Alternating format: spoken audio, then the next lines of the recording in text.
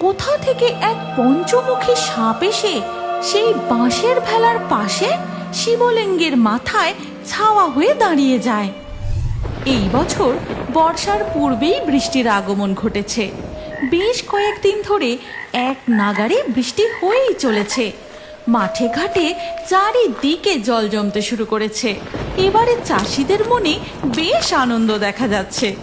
বৃষ্টি ভেজা এক সন্ধ্যায় চায়ের দোকানে বসে, দেখেছিস রতন, এই বছর গ্রীষ্মটা শেষ হতে না হতেই কেমন প্রতিদিন বৃষ্টি হচ্ছে। এই বছর ধানের ফলন ভালোই হবে, বুঝলি? এই সবই ভোলা মহেশ্বরের কৃপা। হ্যাঁ রে ভাই অনন্ত, আমি তো ঠিক করেছি এবছর ধান বিক্রি করে বাড়িটা পাকা করব। না হলে এই বর্ষা বাদলের দিনে খড়ের চাল দিয়ে যে ঘরে টপ টপ করে জল পড়তে থাকে।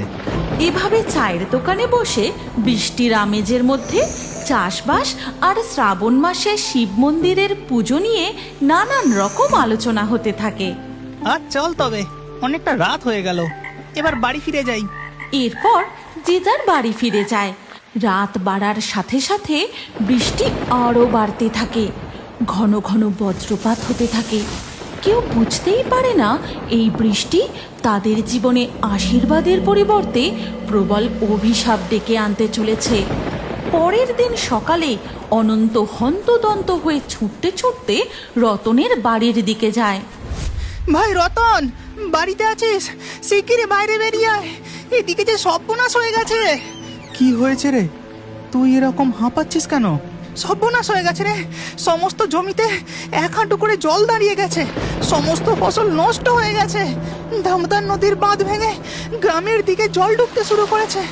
এইভাবে গ্রামে জল ঢুকলে তো গ্রামে বন্যা দেখা দেবে রে। আমাদের এক্ষুনি গ্রামবাসীদের সাবধান করা উচিত। চল। সে কি রে? হ্যাঁ হ্যাঁ, তুই ঠিক বলেছিস, চল চল, শিগগিরই চল।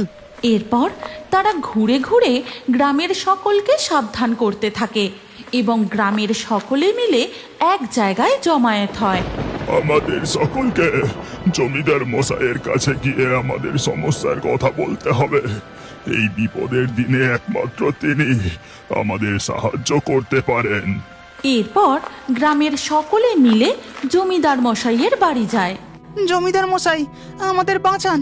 এই একটানা প্রবল ঝড় বৃষ্টিতে নদীর জল উপচে নদীর বাঁধ ভেঙে গ্রামে ঢুকছে। কিছুক্ষণের মধ্যেই গ্রামে বন্যা দেখা দেবে। এই গ্রামে একমাত্র আপনারই পাকা বাড়ি। আপনি আমাদের কিছুদিনের জন্য আপনার বাড়িতে আশ্রয় দিন জমিদার মশাই। আমার বাড়িতে আশ্রয়? না না, ওসব হবে না। আর কিছুদিনের মধ্যেই আমার বাড়িতে বড় করে ভোলে মহেশ্বরের পুজো করব। এর মধ্যে আমি আমার বাড়িতে তোদেরকে রাখতে পারবো না। কিন্তু এই বন্যায় আমরা কোথায় যাব জমিদার মশাই? সে আমি কি করে জানবো? নিজেদের ব্যবস্থা নিজেরাই করে নাও। এই বিপদের দিনে আপনি কি বলছেন জমিদার মশাই? হ্যাঁ হ্যাঁ, যা বলেছি ঠিক বলেছি। যাও যাও, বেরো এখান থেকে। এদিকে স্বর্গে বসে মাতা পার্বতী মহাদেবকে বলেন, দেখছেন মহাদেব, আপনার ভক্তদের এই বিপদের দিনে আপনার আর এক ভক্ত তাদের সাথে কেমন নিষ্ঠুর ব্যবহার করছে। হ্যাঁ পার্বতী, আমি সবই দেখতে পাচ্ছি। মহাদেব, এই প্রবল ঝড় বৃষ্টি, আকাশে এমন ঘন কালো মেঘ, এর কারণ আপনি কি কিছু বুঝতে পারছেন? হ্যাঁ পার্বতী, ওই দিকে দেখো।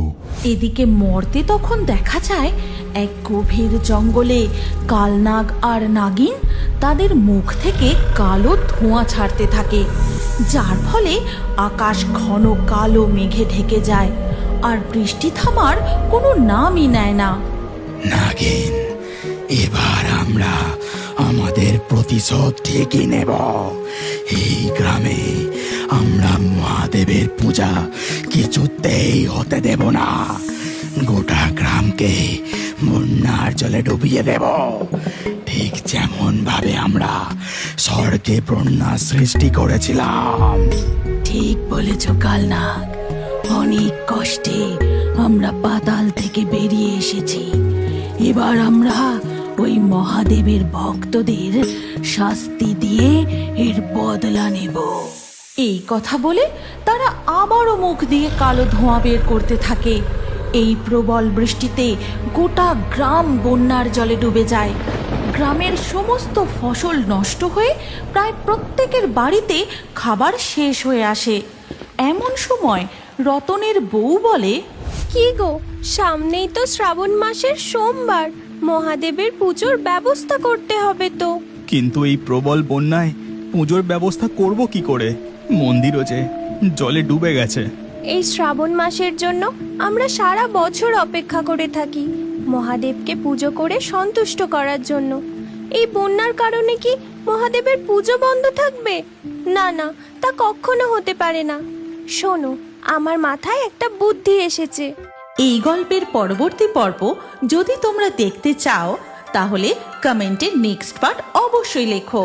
আর আমাদের ফেয়ারি টুনস বাংলা ফেসবুক পেজটি এক্ষুনি ফলো করে নাও। এই গল্পটি ভালো লাগলে লাইক দিয়ে শেয়ার করে দাও।